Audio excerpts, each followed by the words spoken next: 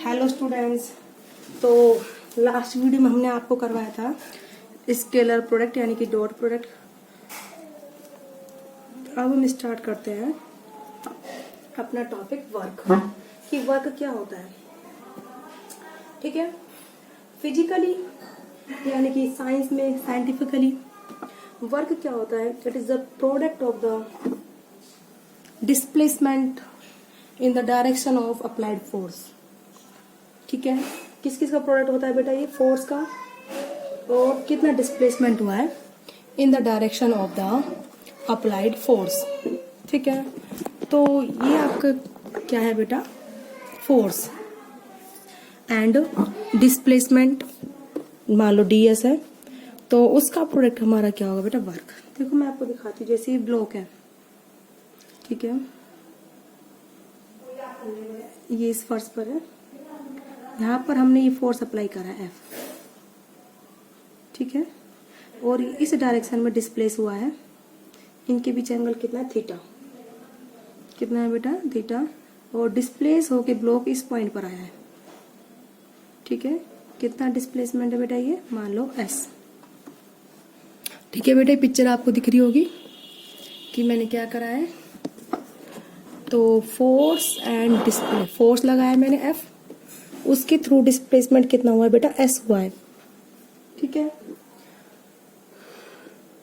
तो फोर्स का कंपोनेंट कितना आएगा डिस्प्लेसमेंट की डायरेक्शन में? प्रोजेक्शन देंगे हम, तो ये कितना आएगा बेटा? ये इतना आएगा, ये प्रोजेक्शन है, that is the F cos theta. इस चीज को मैंने आपको पहले ही बताया था dot product of two vectors में। तो क्या होगा? Work is the product of the applied force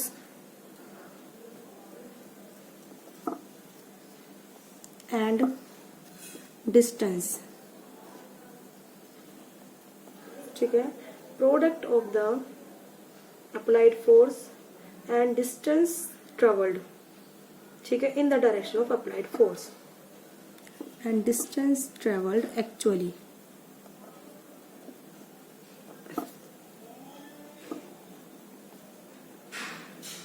ये आपका क्या होता है बेटा?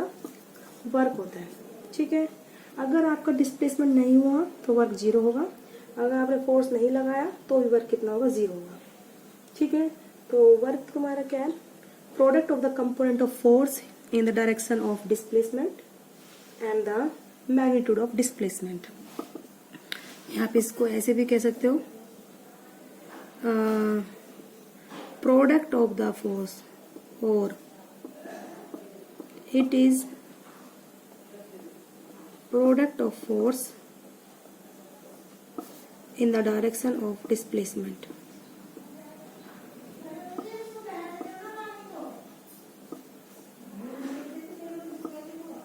Product of force in the direction of displacement and magnitude of displacement।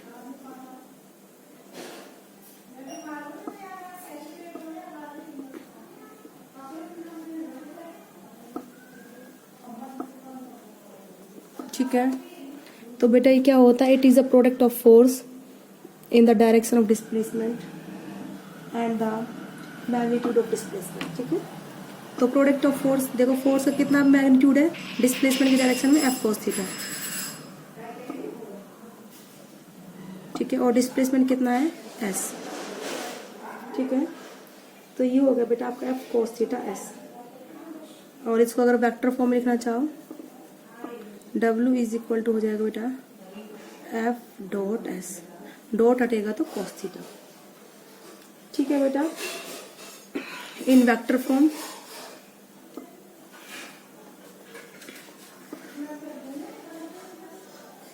ठीक है, F कितना होता है?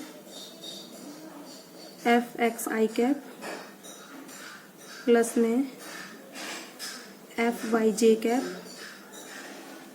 प्लस में F z k cap. Displacement S को आप दे दीजिए x i कैप प्लस में y j कैप प्लस में जेड के कैप।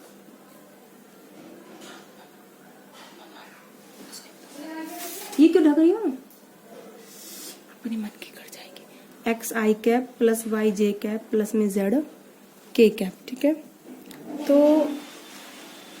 अब आप इसको आगे करिए। वर्क हो जाएगा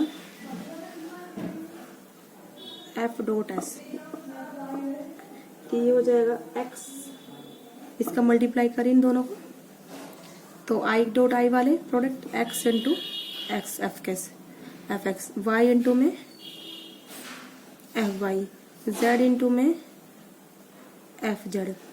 ठीक है, दैट इज द वर्क। ठीक है, तो it is in the form of vectors. तो वर्क पहले अब आप लिखिए, work is the scalar quantity.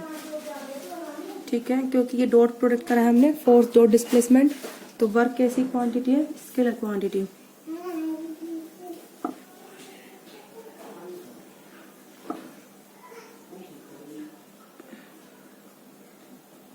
It is scalar quantity. ठीक है, SI यूनिट इज जूल। ठीक है, डायमेंशनल फॉर्मूला इज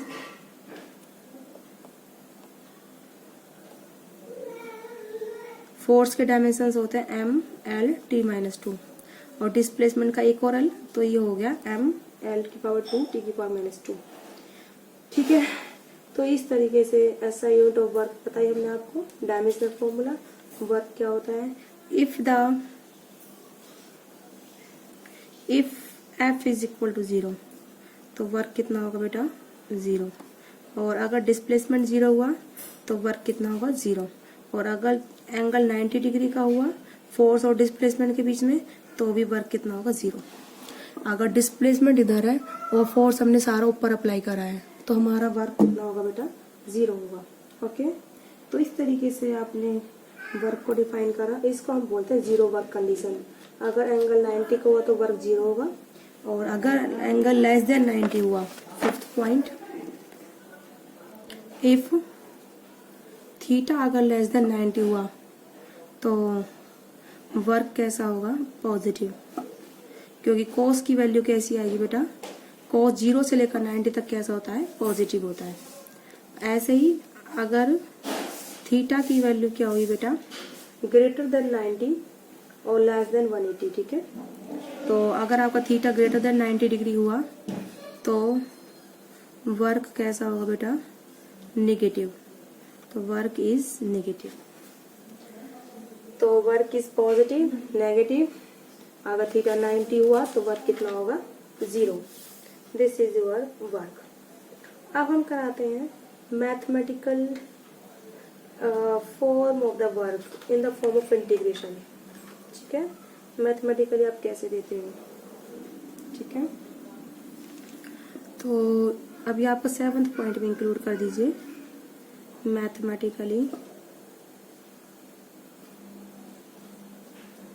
ठीक है, अगर बॉडी डिस्प्लेसमेंट स्मॉल करती है, मान लो ये ब्लॉक है, ठीक है, इसको हमें कहाँ से कहाँ तक जाना है बेटा? A पॉइंट से B पॉइंट तक। ठीक है, तो ब्लॉक यहाँ से चलना स्टार्ट हुआ, तो मान लो बीच में ब्लॉक इस पॉइंट पर था। ठीक है, P पॉइंट पर, फिर उसने स्मॉल डिस्प्लेसमेंट करा, किस पॉइंट पर आया? Q। तो फोर्स लगाया मान लो ऐसे F, कितना डिस्प्लेसमेंट हुआ है उसका इस दौरान? डिस्प्लेसमेंट मान लो हुआ है इसका ds। ठीक है, तो work done in the small displacement, तो वर्क डन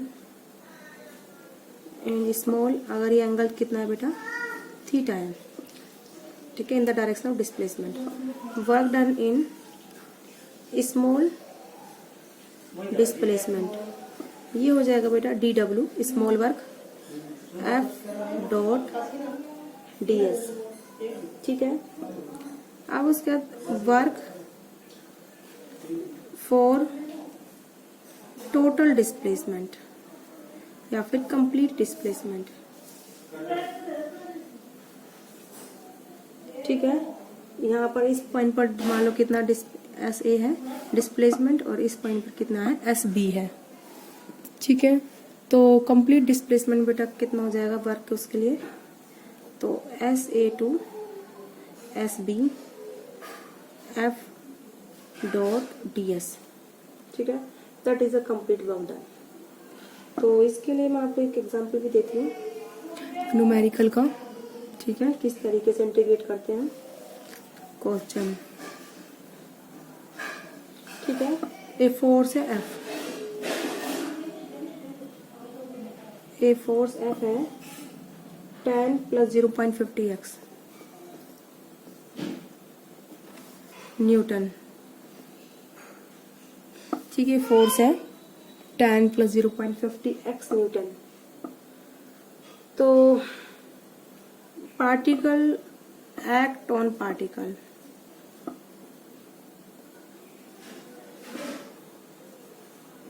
डिस्प्लेस इन एक्स डायरेक्शन। ठीक है, तो find the work done, find work done by this force. ठीक है, ड्यूरिंग डिस्प्लेसमेंट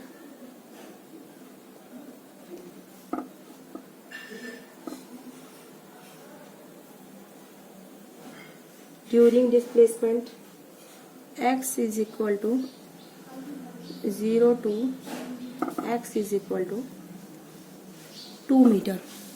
ठीक है, अब इसके लिए हम क्या करेंगे बेटा, देखो फोर्स हमारा कितना है 10 प्लस 0.50 x। ठीक है, for small displacement dx, for small displacement dx work हो जाएगा बेटा dw is equal to f dot dx।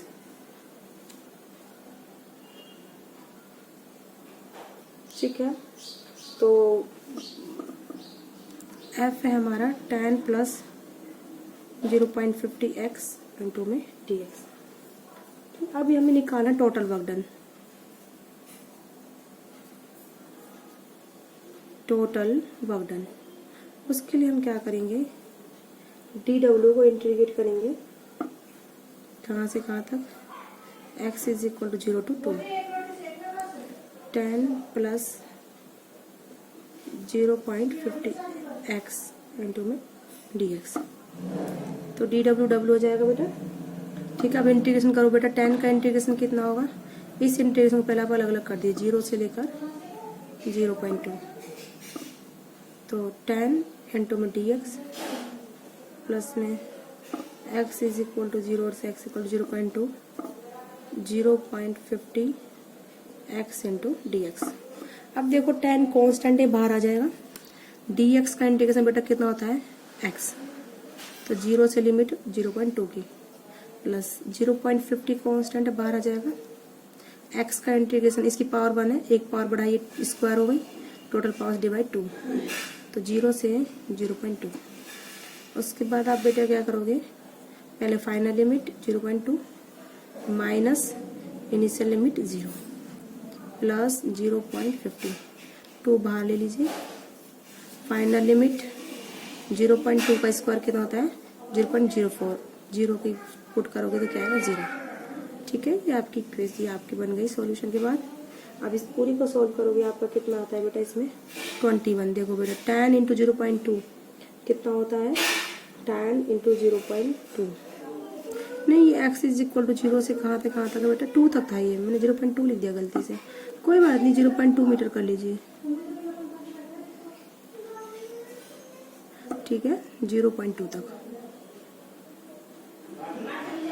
ठीक है, इस तरीके से भी कर सकते हैं आप, लिमिट कुछ भी रख सकते हो, जो क्वेश्चन है मतलब वही रखनी है, हमने क्वेश्चन में लिमिट रख ली 0 से 0.2।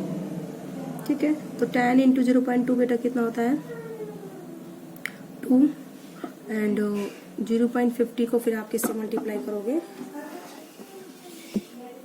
2 दूनी 4, 2 200, ये आपका आ जाएगा 0.010, तो आपका वर्क आ जाएगा 2.01 joule. That is your topic of work. ठीक है, तो आई होप आपको समझ में आओ किस तरीके से हम वर्क निकालते हैं, उसके न्यूमेरिकल करें हमने। अब इसके बाद आपका नेक्स्ट टॉपिक स्टार्ट होता है conservative and non conservative force. Conservative force क्या होते हैं?